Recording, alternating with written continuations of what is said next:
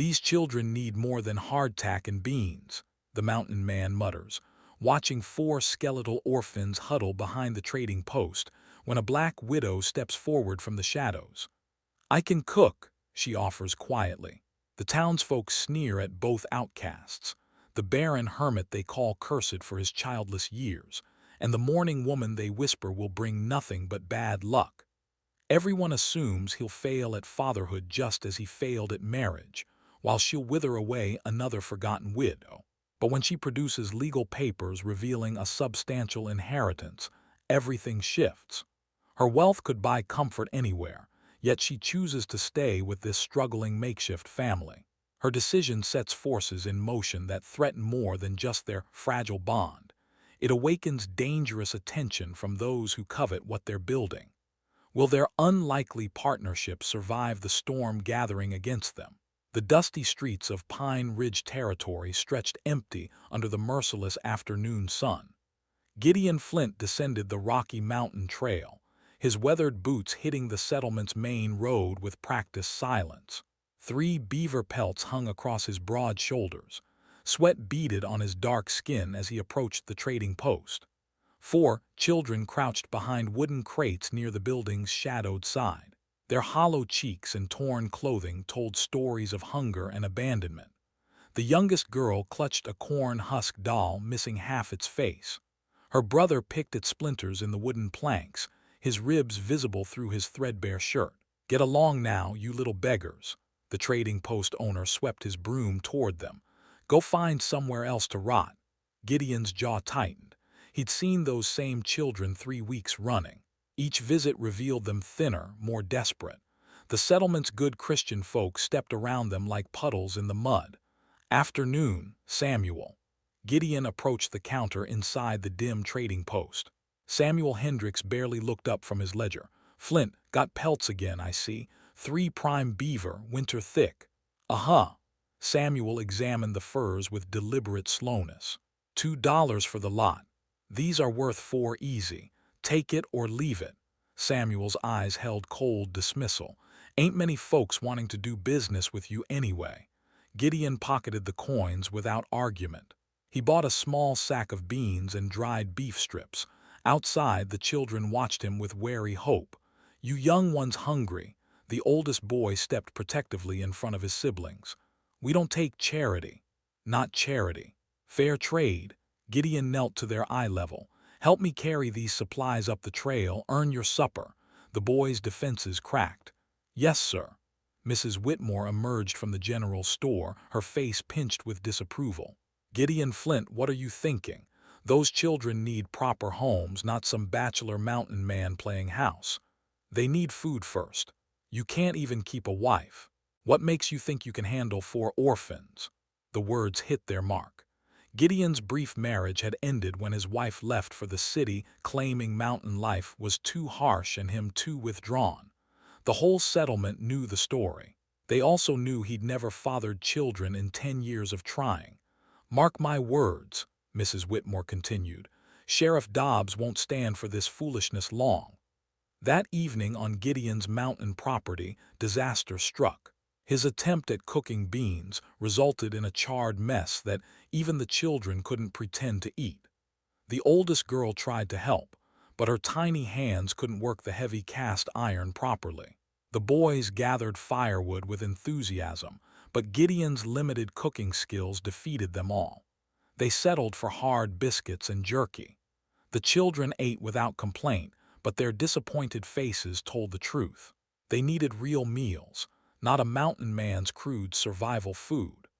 The afternoon stagecoach arrived in Pine Ridge the next day as Gideon made another supply run.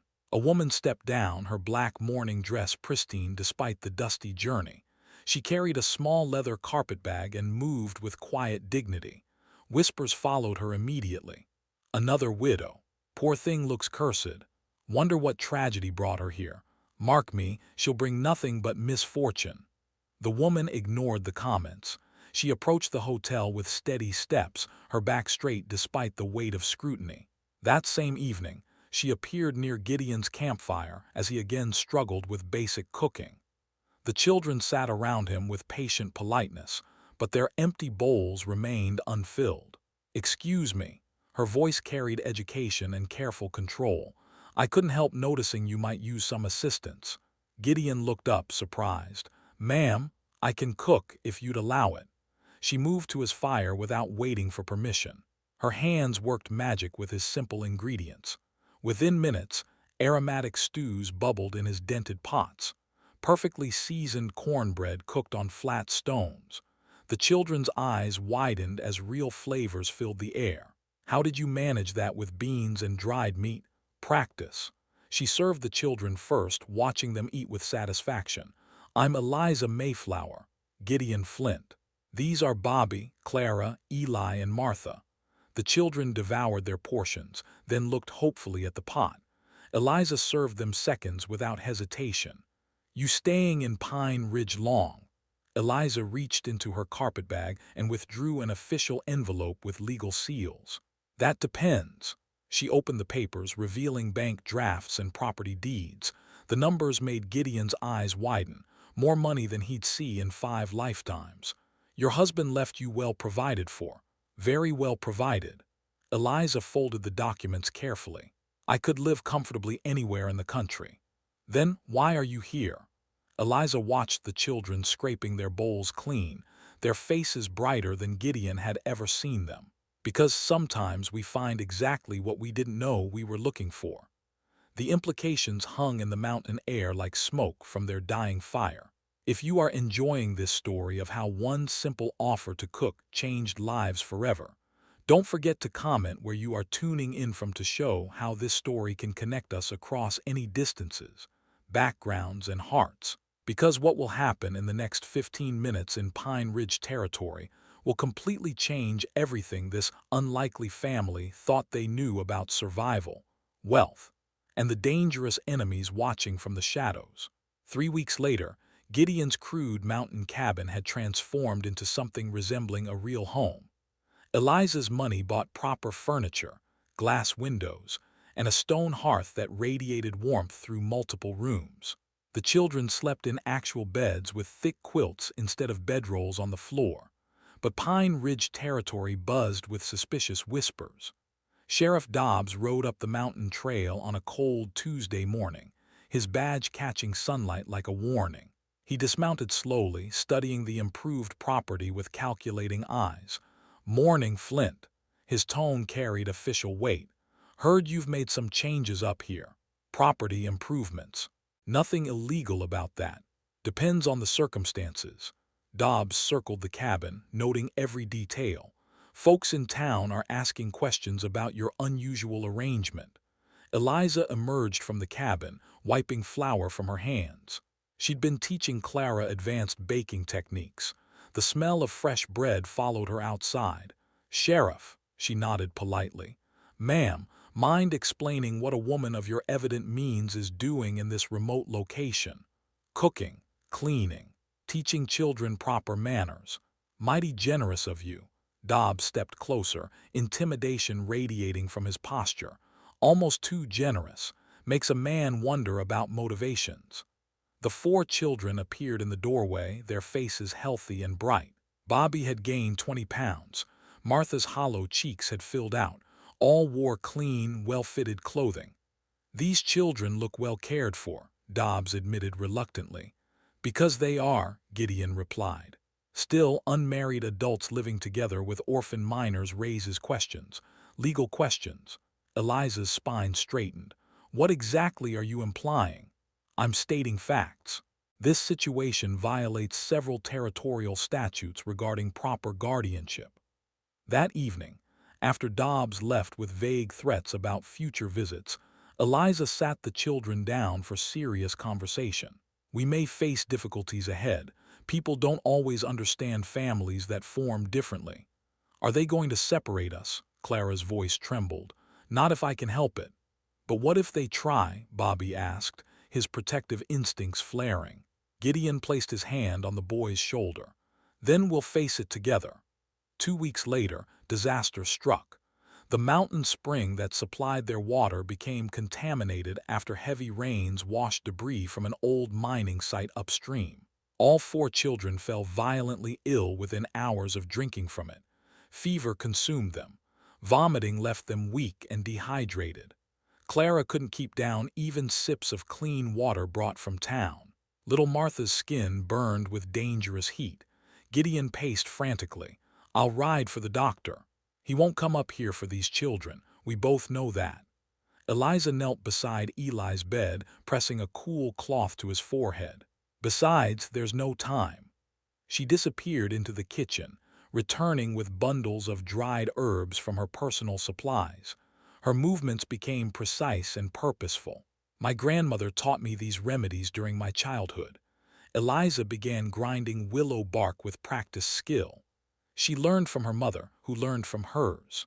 Knowledge passed down through generations of women who had to heal their families when no doctor would come. She brewed complex teas, timing each steep to the minute. Poultices appeared for fevered foreheads. Carefully measured spoonfuls of herbal mixtures went down resistant throats. "I grew up cooking in a plantation house," she continued while working. "Started in the kitchens when I was 6 years old.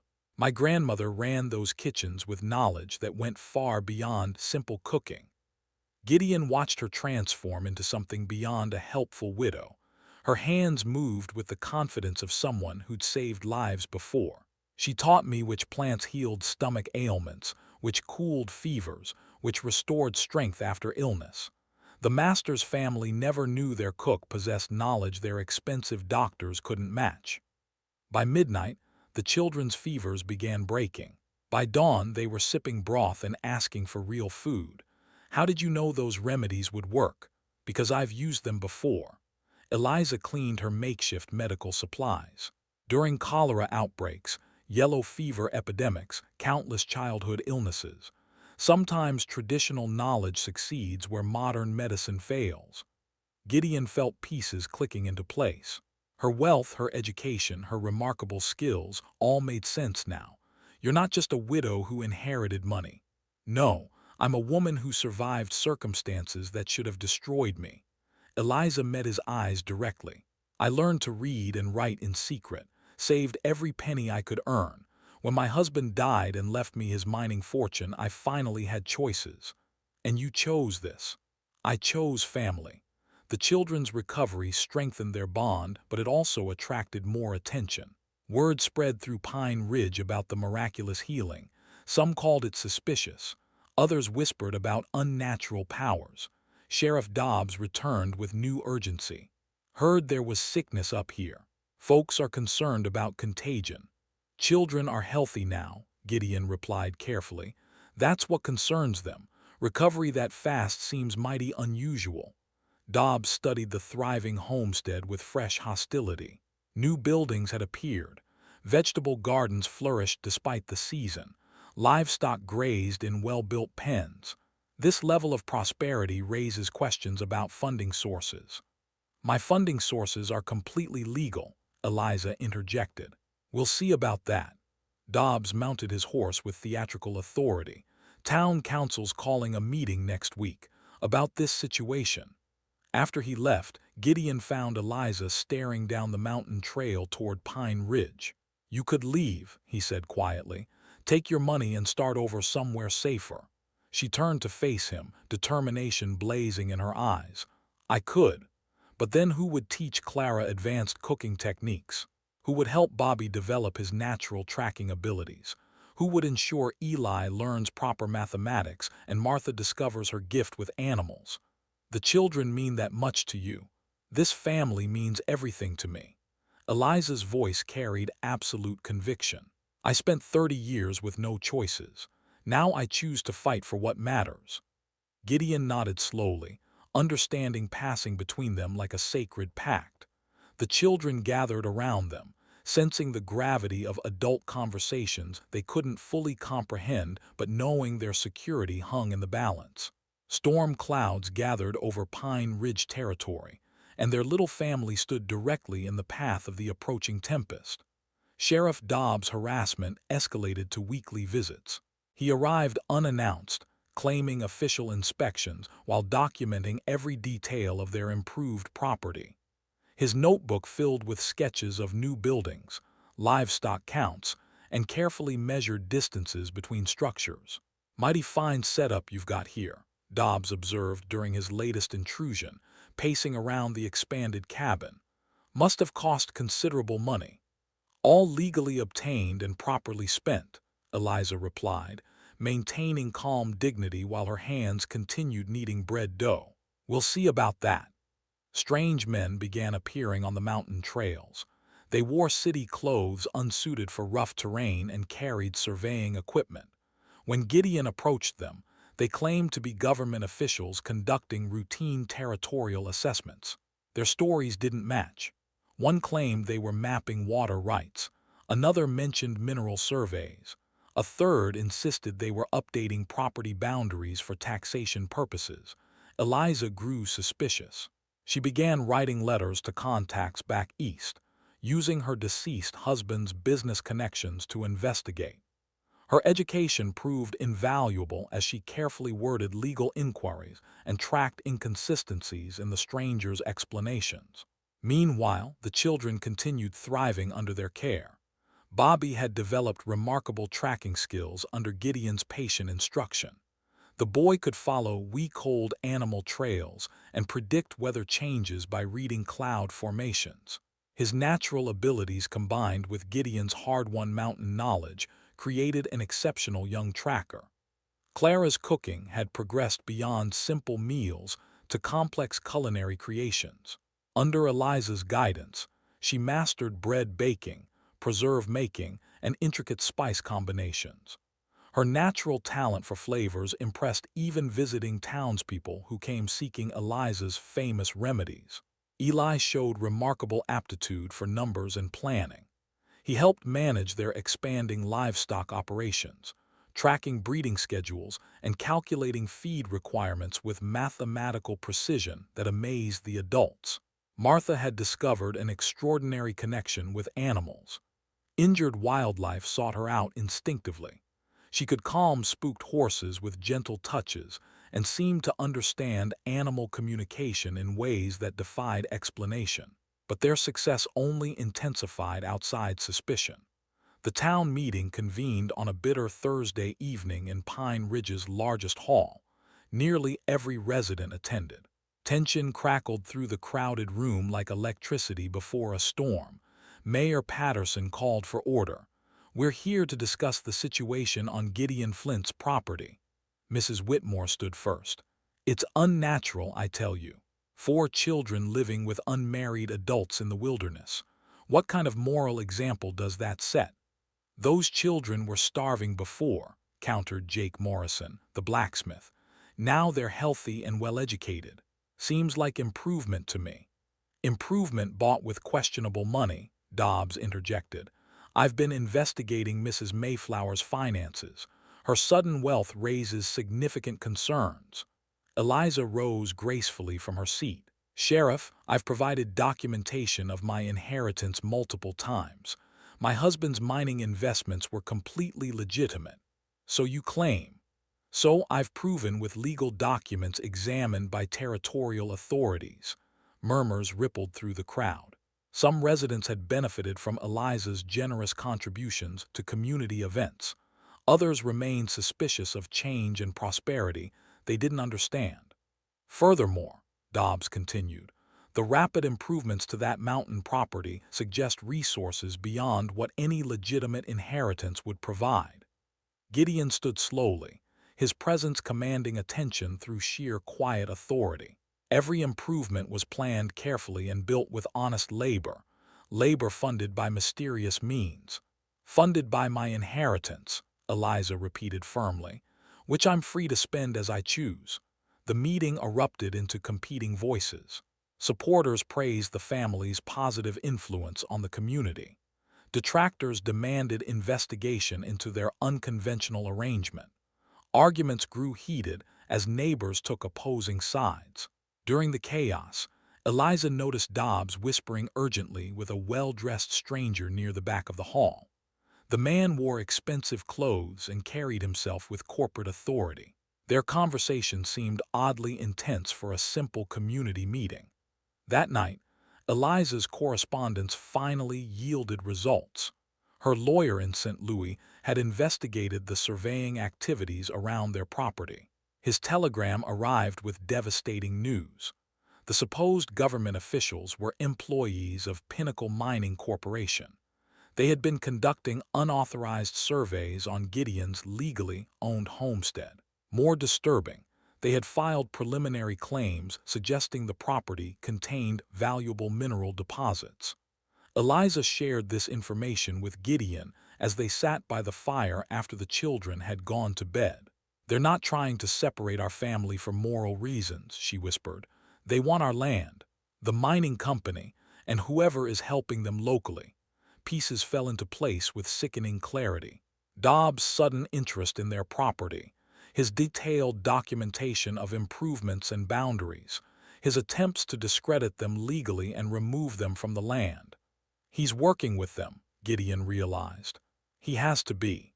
This campaign against our family is just cover for a land grab. The next morning brought their worst fears to reality. Dobbs arrived with official paperwork and 2 territorial marshals as backup. "I have orders to remove these children immediately," he announced, waving legal documents. "Pending investigation into improper guardianship and questionable financial activities." The children clung to Eliza and Gideon with desperate terror. Little Martha began crying. Bobby stepped protectively in front of his siblings, his young face set with determined defiance. "You can't take them," Clara whispered. "I can and I will." Dobbs reached for his handcuffs. "This situation ends today." But Eliza stepped forward with her own papers. She had been preparing for this moment since the suspicious surveys began. "Sheriff, before you proceed, you should know that federal authorities are already investigating illegal mining activities on this property." Dobbs froze. "What?" "I've been corresponding with territorial headquarters about unauthorized surveys and fraudulent land claims." Eliza's voice carried steel-hard confidence. "They're sending a federal marshal to investigate Pinnacle Mining Corporation's illegal activities." The color drained from Dobbs' face. "You don't know what you're talking about." "I know exactly what I'm talking about, including your involvement in this conspiracy." A dust cloud appeared on the mountain trail. A lone rider approached rapidly, his federal badge glinting in the morning sunlight. The real reckoning had finally arrived. Federal Marshal Henry Crawford dismounted with practiced authority, his weathered face surveying the tense scene before him. His presence immediately shifted the power dynamic as Dobbs' territorial marshals stepped back uncertainly.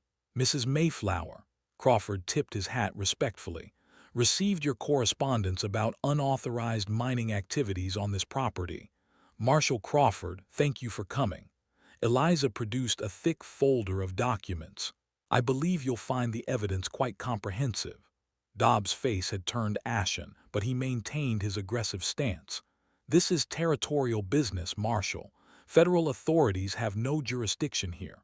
"Actually, Sheriff, fraudulent mining claims on federal homestead land fall squarely under federal jurisdiction." Crawford's tone carried quiet menace, "especially when they involve interstate commercial interests." The federal marshal opened Eliza's folder, revealing maps, correspondence, and detailed documentation. His trained eye quickly absorbed the evidence she had meticulously compiled over weeks of investigation. "Mrs. Mayflower, you've done remarkable work here." Crawford studied the surveying reports and mining company communications.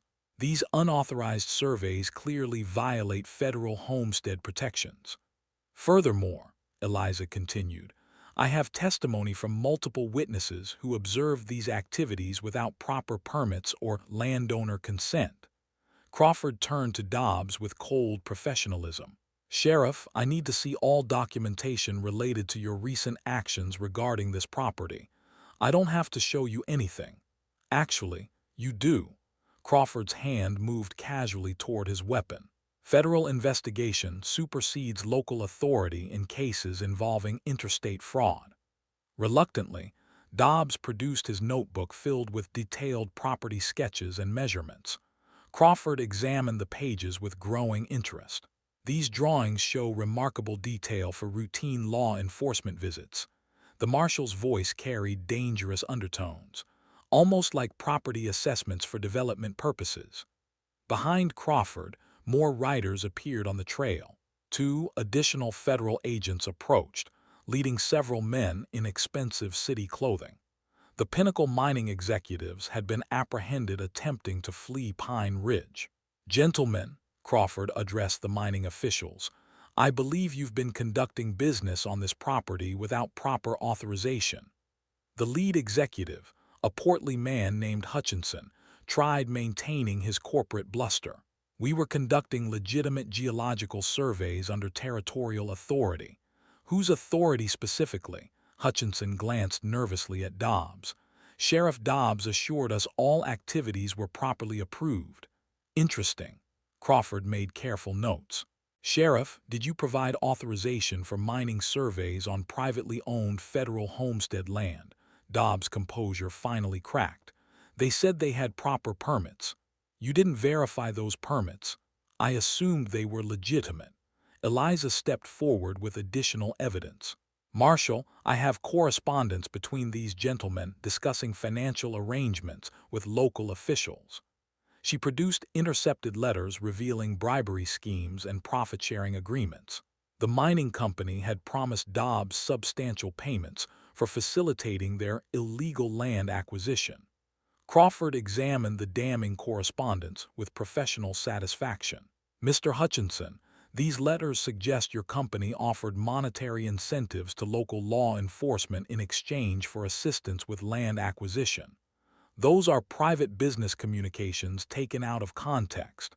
"Context seems quite clear to me." Crawford gestured to his fellow agents. "Gentlemen, please place Mr. Hutchinson and his associates under federal custody for investigation of interstate fraud and bribery." As the mining executives were led away in handcuffs, Crawford turned his attention back to Dobbs. "Sheriff, your cooperation with this investigation will determine whether you face federal charges yourself." Dobbs looked around desperately, realizing his allies were gone and his schemes exposed. "I was just trying to bring legitimate business to the territory." By illegally harassing law-abiding citizens and facilitating fraudulent land claims. The children had watched these proceedings with wide-eyed fascination. Bobby stepped closer to Gideon, whispering urgently about the legal implications he was beginning to understand. Clara held Martha's hand protectively, while Eli took careful mental notes about adult justice systems. Crawford examined Gideon's original homestead documents, confirming their legal validity. "Mr. Flint, your claim to this property is absolutely legitimate under federal homestead law. What about the mineral rights?" "Also yours. Any valuable deposits discovered on your legally claimed land belong to you exclusively." The revelation hit like lightning. Gideon's remote mountain property, which he had claimed simply for solitude and survival, contained potentially enormous mineral wealth. The very resources Pinnacle Mining had tried to steal through corruption and harassment now belonged legally to their little family. "Furthermore," Crawford continued, "the mining company's geological surveys, conducted without your permission, actually constitute valuable commercial intelligence. You're entitled to compensation for their unauthorized activities." Eliza smiled with quiet satisfaction. Her careful legal maneuvering had not only protected their family, but also secured their financial future beyond her inheritance. Town residents began gathering as news of the federal investigation spread.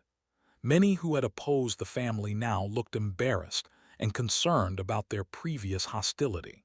Others who had supported them felt vindicated by the dramatic revelation of corruption. Mayor Patterson approached cautiously. "Gideon, Eliza, I want to apologize for the town council's treatment of your situation. Some of us knew this harassment was wrong," added Jake Morrison, the blacksmith. "But we didn't realize how wrong."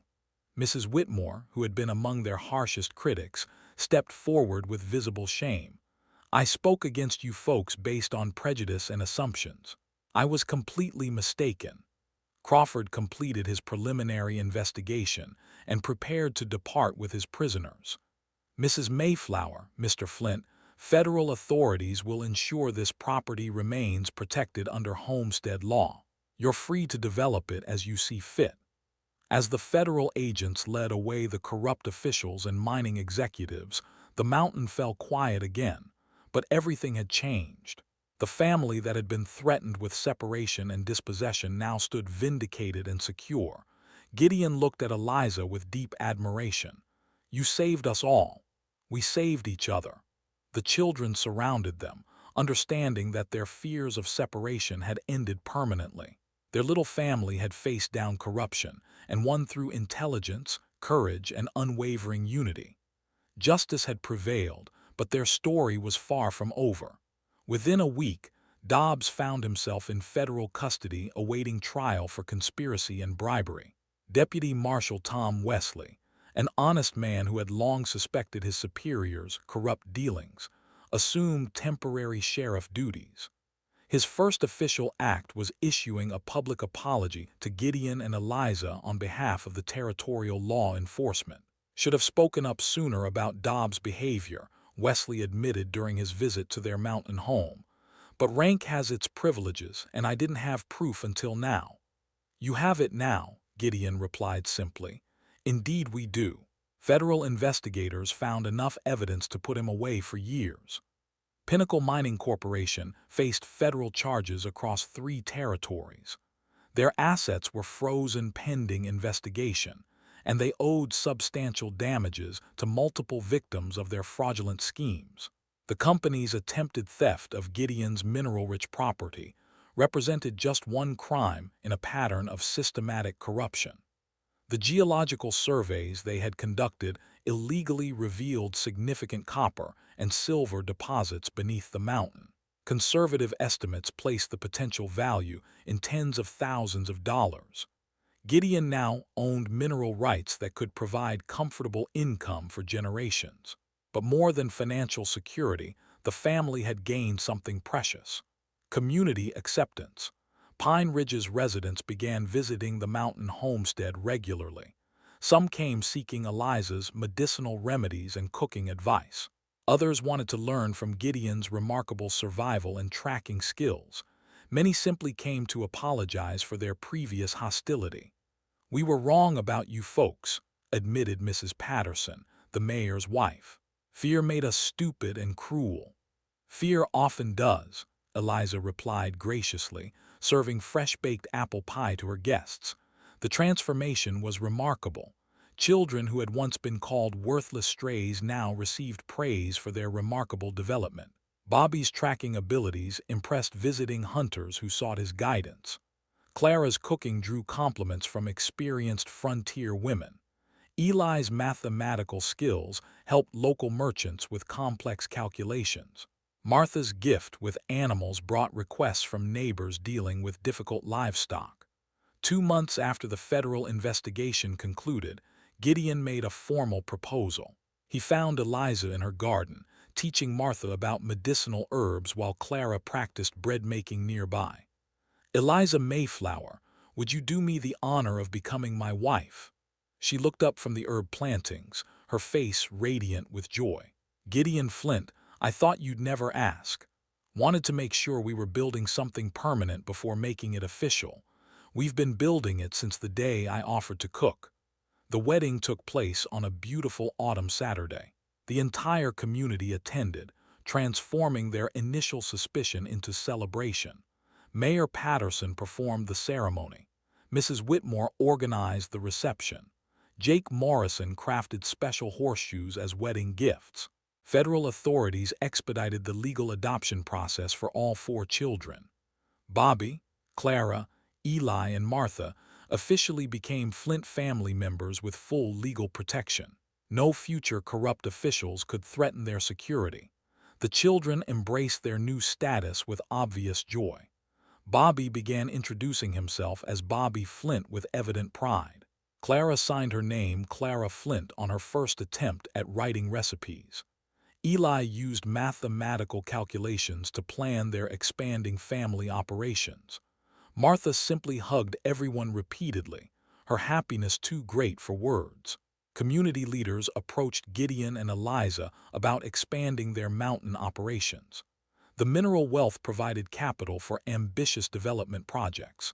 They could establish mining operations, create jobs for local residents, and bring prosperity to the entire region. "We want to do this right," Gideon explained during a town council meeting. "Sustainable development that benefits everyone. The mountain has provided for us," Eliza added. "We want to share that blessing with our neighbors." Their expansion plans included environmental protections that were revolutionary for the time period. Gideon's intimate knowledge of the mountain's ecosystem guided sustainable mining practices. Eliza's organizational skills ensured fair wages and safe working conditions for all employees. Within 6 months, their operation employed 20 local residents. Former critics now worked alongside the family they had once opposed.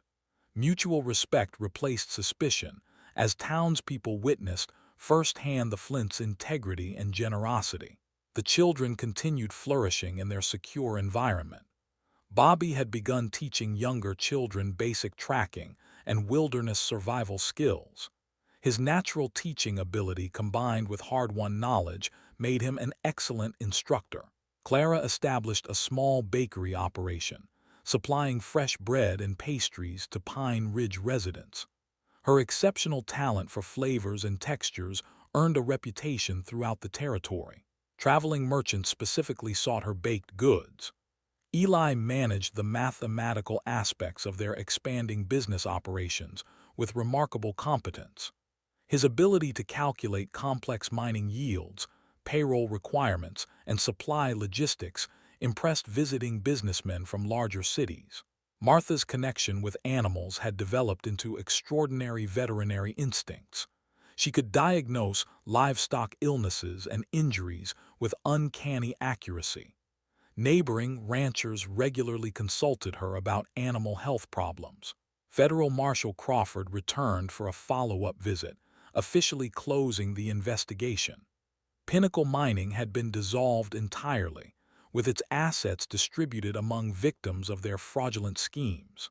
Dobbs had been sentenced to 5 years in federal prison. "Justice served," Crawford declared with satisfaction. "Justice and mercy both," Eliza corrected gently.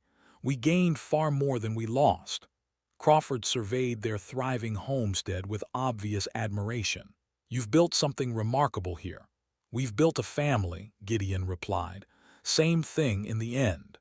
As autumn gave way to winter, the Flint family prepared for their first Christmas together. Their mountain home radiated warmth and security that had seemed impossible just months earlier. 4 hungry children had found parents. A lonely mountain man had discovered family. A grieving widow had created new purpose.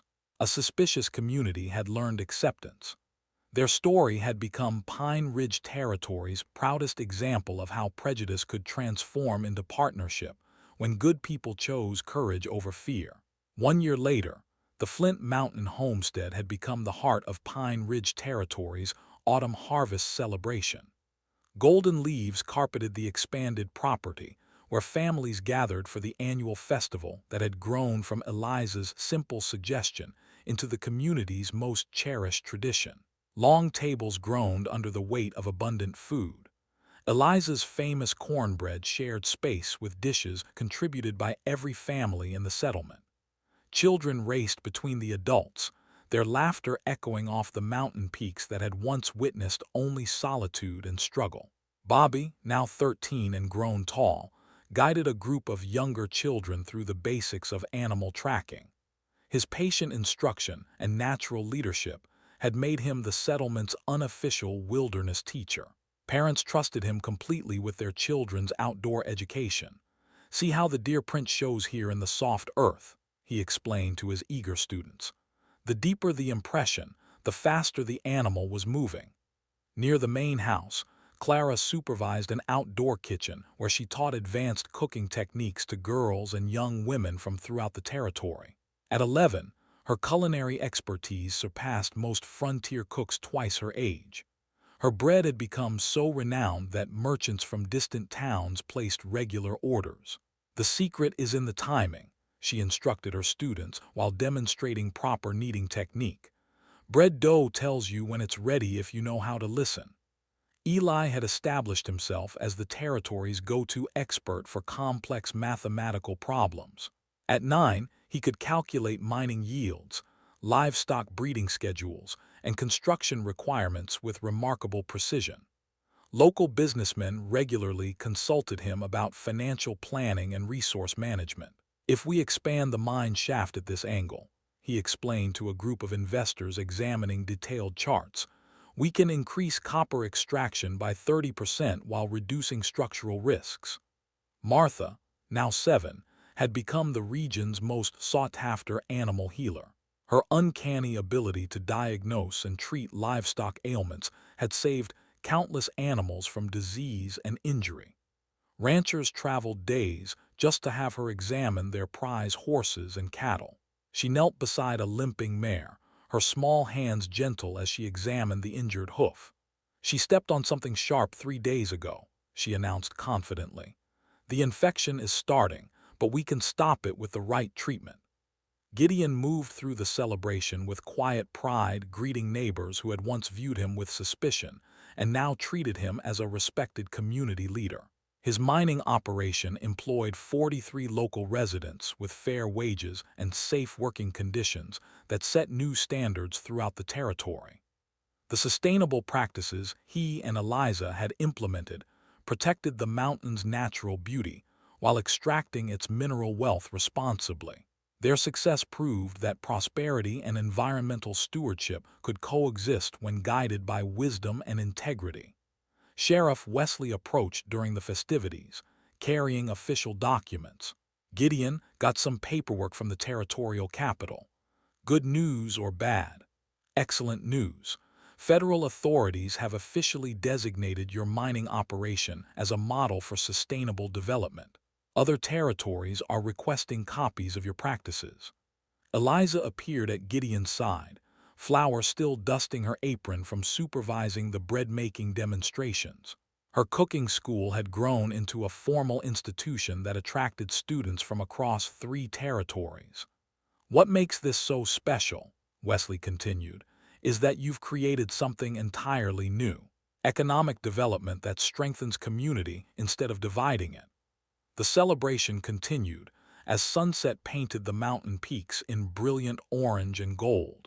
Families who had once been strangers now shared stories, recipes, and dreams around crackling bonfires. Mrs. Whitmore, who had become one of Eliza's closest friends after overcoming her initial prejudice, helped organize the evening's entertainment.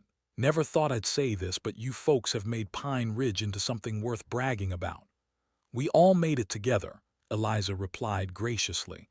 No, you showed us how. Big difference. Mayor Patterson called for attention as the community gathered around the main bonfire. Friends, we're here tonight because of something that started with simple kindness. 4 hungry children, a lonely mountain man, and a widow who offered to cook. Applause rippled through the crowd as people turned to smile at the Flint family. What they built together changed all of us, changed our community, changed our understanding of what family means. Bobby, Clara, Eli, and Martha stood close to their parents, their faces glowing with security and love that had seemed impossible just 2 years earlier. So tonight, we celebrate not just the harvest, but the harvest of human kindness that grows when we choose acceptance over fear. As the evening wound down, the Flint family gathered around their own kitchen table in the house that had grown from a crude mountain cabin into a warm, welcoming home. The children shared stories from their day while Eliza served hot chocolate and fresh cookies. Remember when we first met? Clara asked, her voice soft with memory. You were trying to cook beans, Bobby added with gentle teasing. And failing miserably, Gideon admitted with a laugh. I remember being scared, little Martha whispered. Scared and hungry all the time. I remember thinking we'd never have a real family, Eli said thoughtfully. Eliza reached across the table to squeeze his hand. What do you think now? I think we have the best family in the whole territory. Outside, the mountain stood silent under a canopy of stars, its slopes dotted with the lights of a thriving community built on the foundation of acceptance and mutual respect. The land that had once known only isolation now supported dozens of families working together towards shared prosperity. Gideon looked around the table at his wife and children, their faces illuminated by lamplight and love. A man who had once believed himself cursed with solitude now found himself blessed beyond measure. 4 hungry children had found parents who cherished them. A lonely mountain man had discovered that family could be chosen as well as born. A grieving widow had created new purpose from the ashes of loss. Together, they had proven that when good people choose courage over fear and love over prejudice, even the most unlikely families can transform entire communities and create legacies that endure for generations. Their mountain home stood as testament to the truth that the greatest treasures are not found in the earth, but in the bonds between hearts willing to open themselves to unexpected possibilities.